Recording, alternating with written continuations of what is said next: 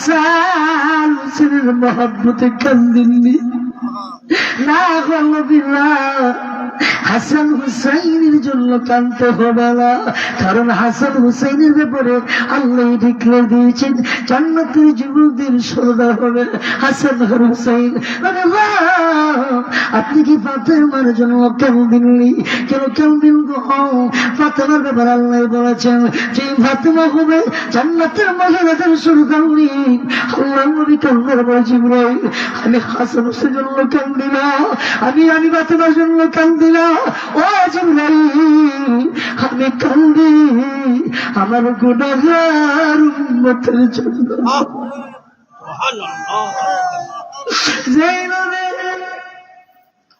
এখন উম্মতের মায়া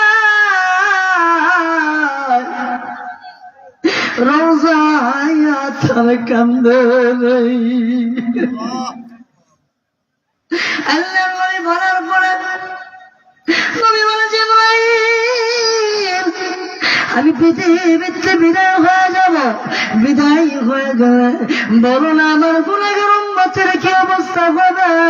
যতক্ষণ পর্যন্ত আমার গুনাহগার উম্মতের কোন সিদ্ধান্ত না পাবো এতক্ষণ পর্যন্ত আমি নবী কান্না বন্ধ করবো না।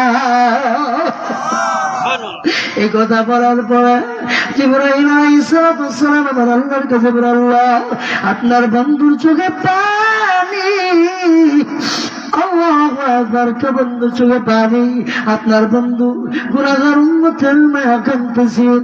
আল্লাহ বলেন জিবরাইল যাও আমার বন্ধুকে জানাও দাও আমি আল্লাহ অনুমতি দিয়ে দিলাম, পারমিশন দিয়ে দিলাম কঠিন কিয়ামতের ময়দানে আমার বন্ধু যার জন্য সুপারিশ করবেন আমি আল্লাহ সুপারিশ গ্রহণ কইরা সুপারিশ কবুল করলাম আল্লাহ মাফ করে জান্নাতে মারি বানায় দিবা।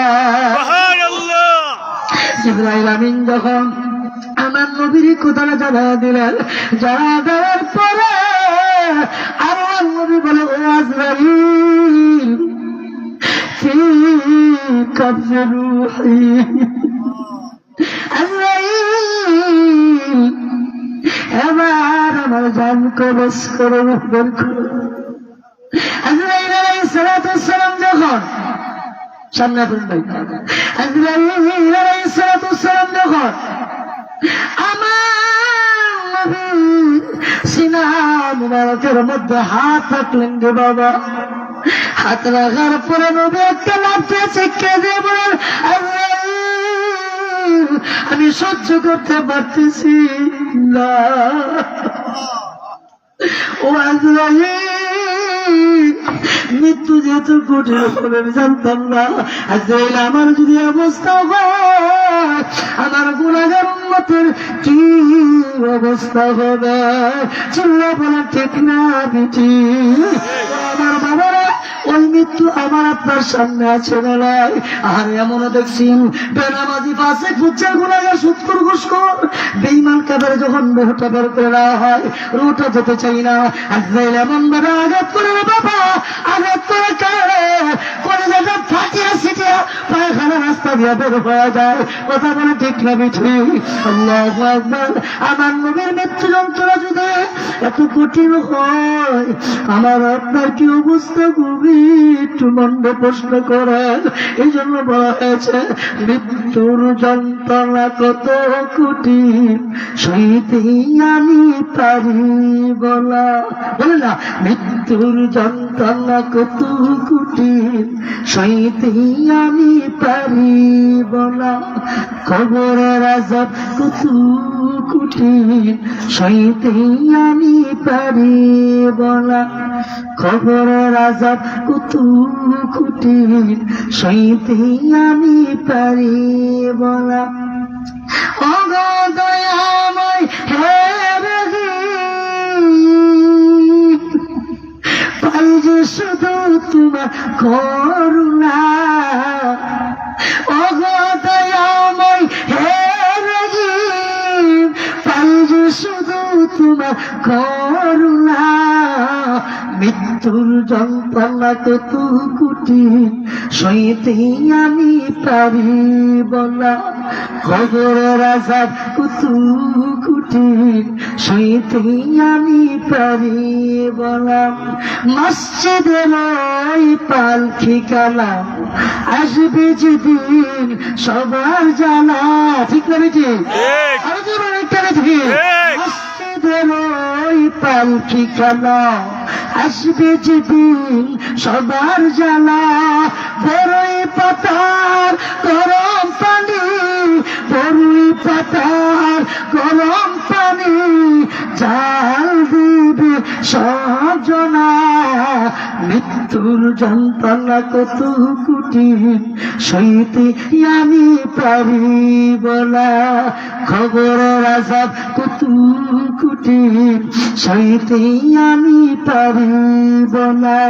মুনকার নাকির আসবে যখন, এখনই আসবে মুনকার নাকির আসবে যখন সালাম করিতে আমার পাশে, সেই সওয়ালের জবাবটুকু, সেই সওয়ালের জবাবটুকু সেদিন ভুলে দিও না।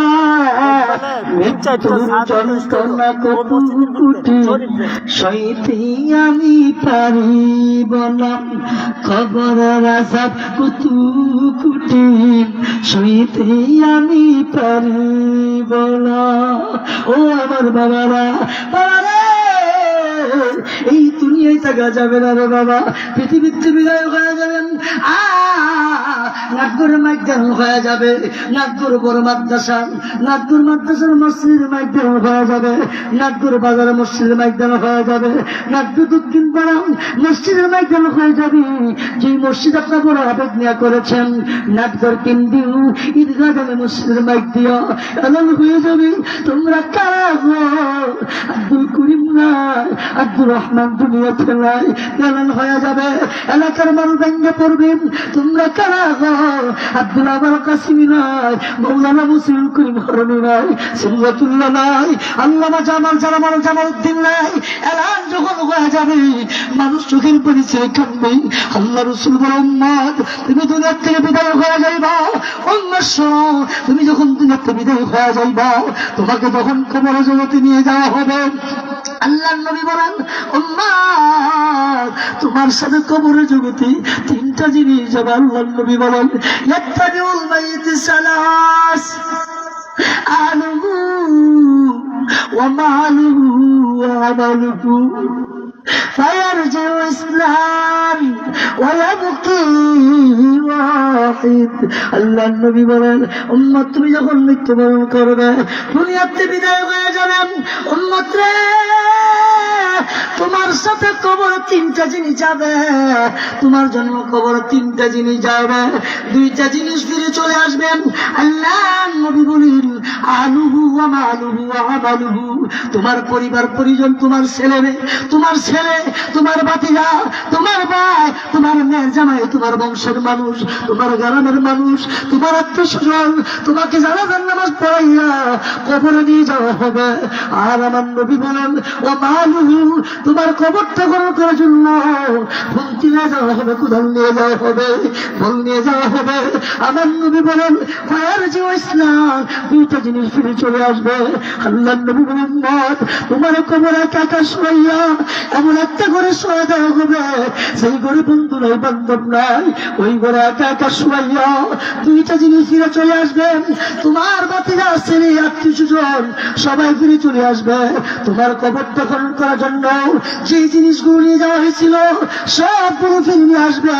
তোমার কবর সঙ্গী চির হবেন। আমার নবী বলেন, ওয়া আমালুহু, তোমার জিন্দগি নেক আমল। তুমি নাগপুর কেন্দ্রীয় ঈদগাহ জামে মসজিদে দান করছিলাম, এই নাট করে আমার জানা মতে টিনের ঘর মসজিদ নাই, শুধুমাত্র ঈদগাহ মসজিদটা আছে। এই মসজিদটা নির্মাণ করার জন্য 50,000 টাকা দিছিল, 20,000 টাকা দিছিল, 10,000 টাকা দিছিল।